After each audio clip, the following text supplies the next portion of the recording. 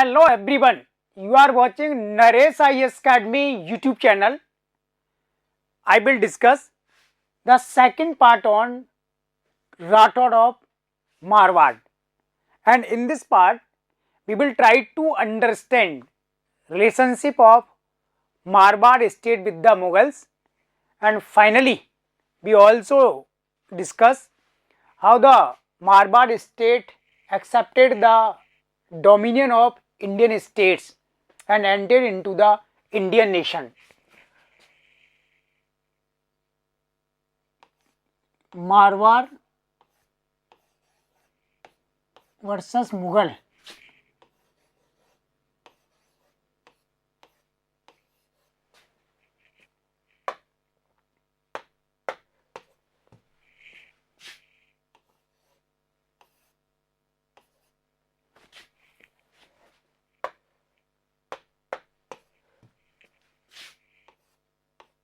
For the Hindi medium students, I have already discussed the entire Rajasthan GKGS on the YouTube channel, and this is my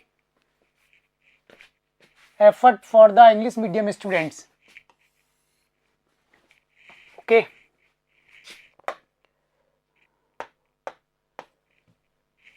Then Marwar and the Mughal relationship. We can trace the relationship with the rule of Rav Chandra Sen. This was the Rav Chandra Sen.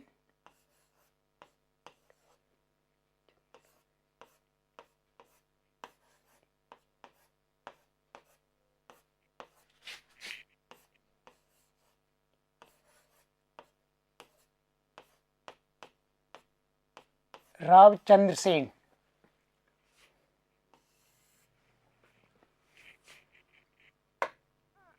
And his reigning period was 1562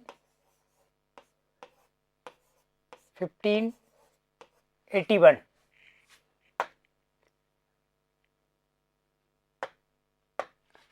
And this was the second ruler, Mota Raja Uday Singh, Fat King.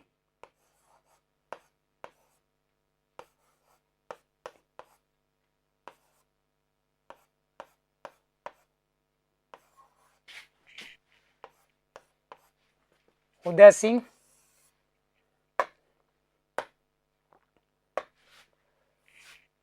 and his duration is 1583 1595.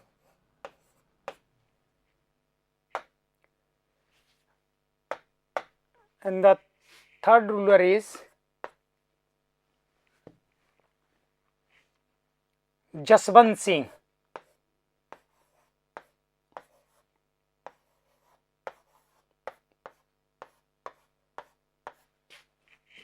Jaswant Singh,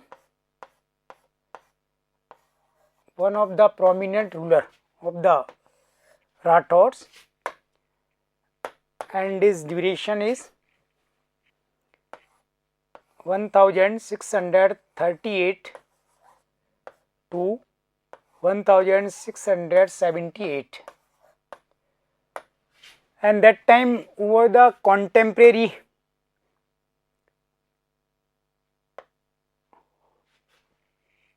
of the Chandra Sen. Then this was the Mughal Emperor Akbar.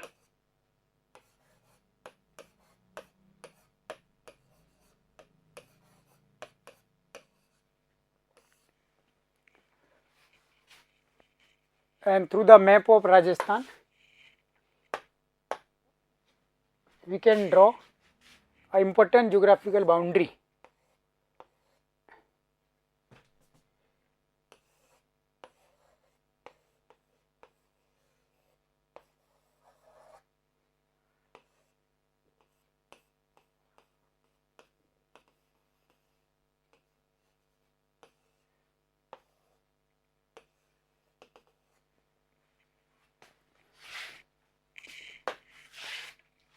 And this was the geographical position of the Marwar state. That time the Marwar kingdom includes geographical territory of the Bikaner state. In the part 1, I have discussed the literal meaning of the Marwar. So you must listen that video. And this was the geographical boundary of the Jodhpur.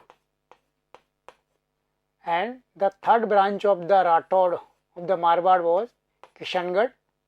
Kishangarh branch now in Ajmer district. Okay. And who were the contemporary to the Uday Singh? This was the again Mughal Emperor Akbar and contemporary of the Jaswant Singh, and this was the Mughal Emperor Aurangzeb.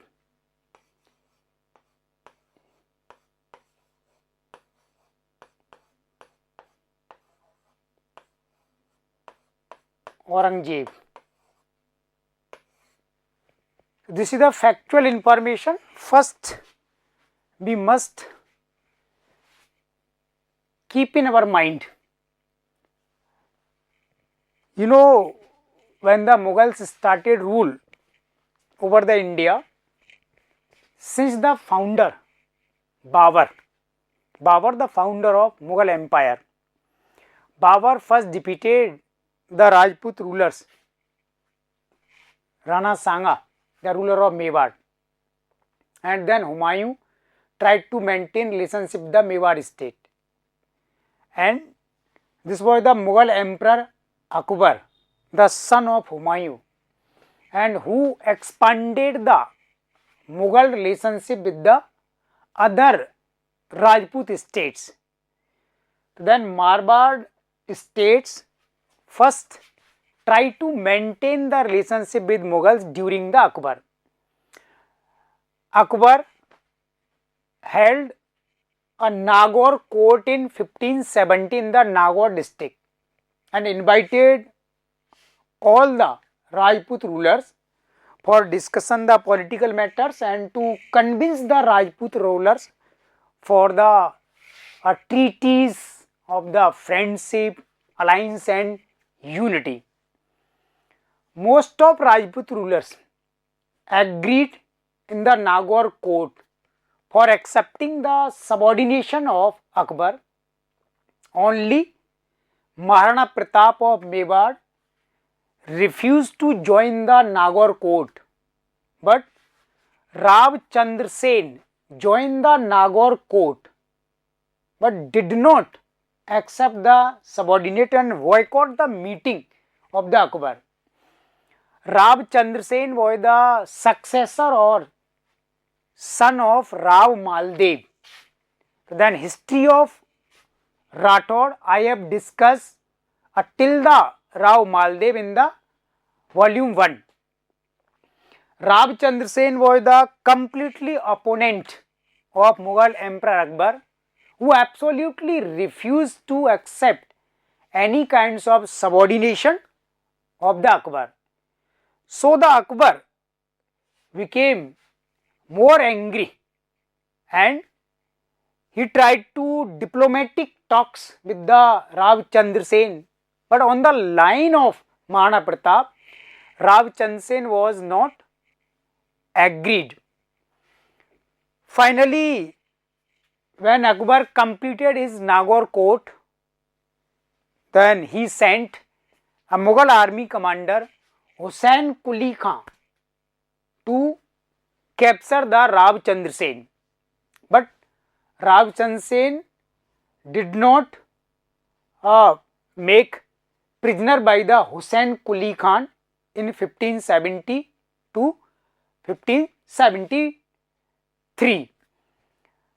When the Rab Chandra Sen tried to escape himself and he left the Jodhpur state. In his absence, Akbar acquired the Jodhpur state and it was given to Rai Singh, the ruler of Bikaner, later on who became the ruler of Bikaner. So Rai Singh continued as a administrator of Jodhpur during 1572 and 1573. 1573. And finally, when Rai Singh became the ruler of Bikaner in 1574, so then the Rav Chandra Sen,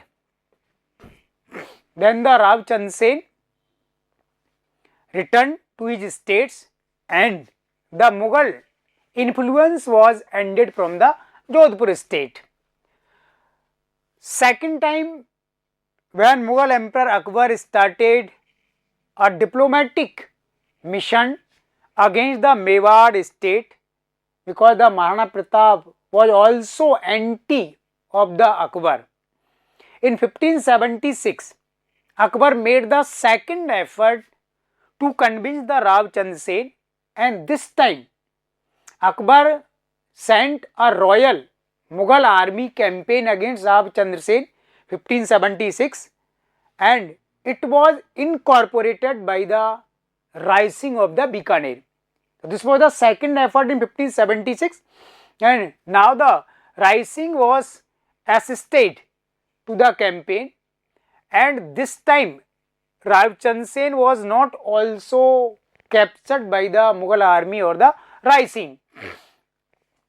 Rising till his death continue struggle for the independence of Jodhpur states, and he continue oppose the policy or ideology of Mughal Emperor Akbar, and that's why he is called the Maharana Pratap of Marwar and a political guide to Maharana Pratap, because just after the Rav Chandra Sen, Maharana Pratap absolutely rejected to make himself as subordinate or vassal state to the Akbar.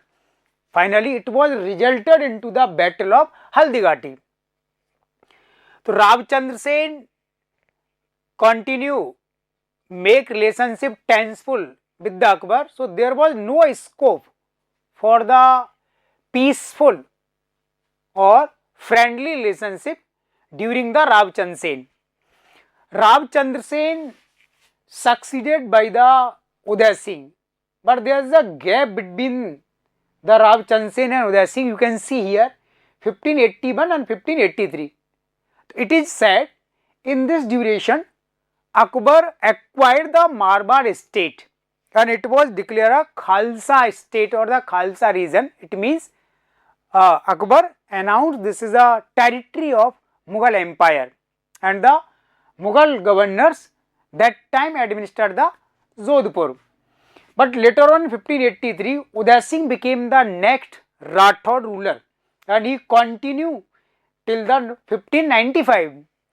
Mota Raja Uday Singh realized the contemporary circumstances and agreed to accept the treaty of friendship, alliance and unity with Akbar, and Uday Singh also agreed to marry his daughter Manibai with the Salim, the son of Akbar. Salim later on who became the Mughal Emperor Jahangir, and this marriage took place around 1585.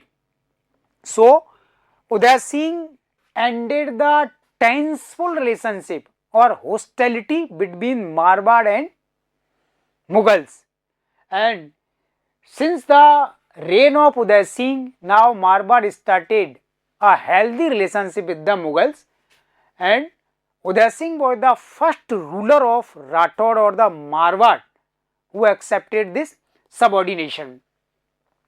And later on, most of the rulers of the Marwar continued this relationship, but the relationship again became more tenseful when Mughal Emperor Aurangzeb started rule during 1658 to 1707, and Aurangzeb was the more fundamentalist and radical rulers and who tried to administer entire empire according to the religious line.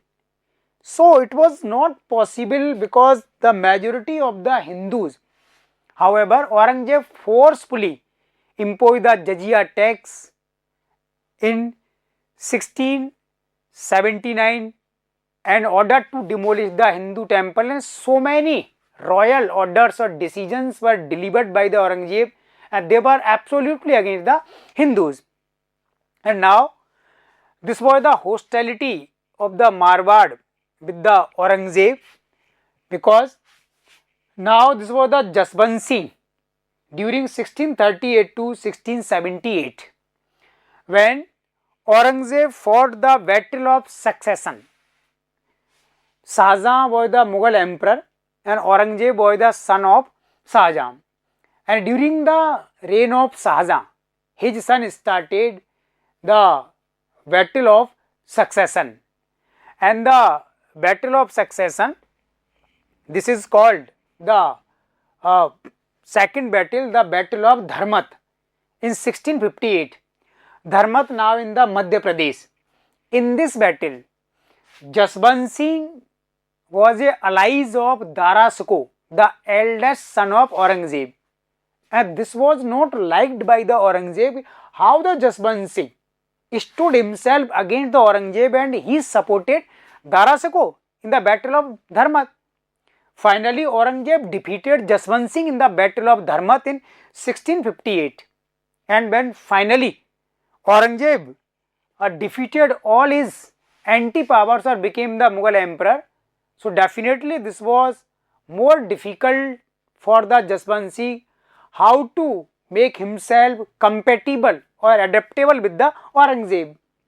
So that time Aurangzeb decided to revenge with the Jaswant Singh, and you know Jaswant Singh was sent in a difficult military campaign in Afghanistan in 1678 under the Mughal army, and where the Jaswant Singh was died. And after the death of Jaswant Singh, there was a internal disturbance and the court conspiracies, and this was a great opportunity for the Aurangzeb to acquire the Marwad state, and who perfectly planned for the merging of Marwad state into the Mughal empire. But after the Jaswant Singh, the Rathod leaders and Goradhai, she is called the Panna Dhai of Marwad. After some time, one of the wife of Jaswant Singh gave birth to a child who is called Ajit Singh in the history, and Munot Nainsi was a courtier to the Jaswant Singh and who wrote Nansiri Khyat, and mainly who was the eyewitness of the relationship of Jaswant Singh and Aurangzeb. So then all the Rathod leaders were united by the Bir Durgadas Rathod. On the other end, the support of Goradhai. Bir Durgadas Rathod is called Ulysses of the Rathod by the Colonel James Todd. So Colonel James Todd was the political agent of British government first in Mewar. However, he did important work in the history of Rajasthan and make important annals about the different clans of the Rajputana states. Bir Durgadas Rathod lead the Jodhpur states and refused to obey the orders of Aurangzeb, and now it was resulted into the 30 years war between Marwad and the Mughals, and it continued 1679 to 1709. After the death of Aurangzeb, Aurangzeb was died in 1707, and after 2 years of his death, the 30 years war was ended when one of his successor declared officially not to acquire the Marwad into the Mughal empire. Veer Durgadas Rathod escaped the life of Ajit Singh, the son of Jaswant Singh, and also contributed the Goradhai too. But when Ajit Singh became the rulers, there were some internal clashes or differences between the Ajit Singh and Durgadas Rathod, and so many intermediate enlarged the differences between them. And finally, Veer Durgadas Rathod was deported from the Marwar states, and then Veer Durgadas became more disappointed and who settled in the Mewar state, where who became Hakim of the Mewar state. And finally, Veer Durgadas died and his chhatri was built in the Madhya Pradesh. After the Jaswant Singh, his son Ajit Singh started rule, and Ajit Singh tried to maintain the relationship, and Ajit Singh continued the marital relationship, and he married his daughter with the later Mughal emperor Farrukhsiyar. So this is the history of Marwar states with the Mughals. Mainly two important pillars are in this history.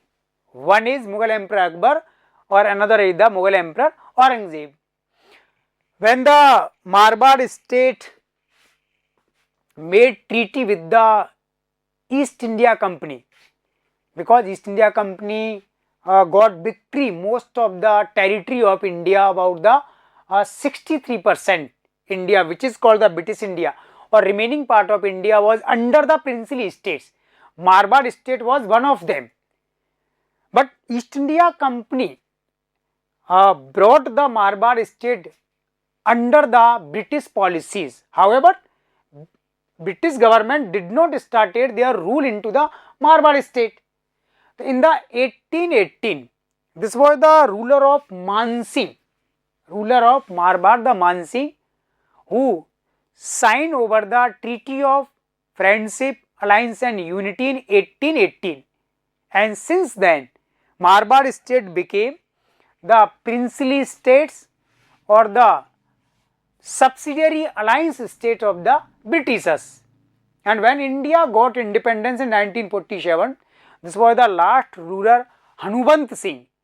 So then Hanumant Singh was pressurized by the Indian government, or finally Hanumant Singh accepted the instrument of accession in 1947, or thus the Marwar state was merged into the Union of India.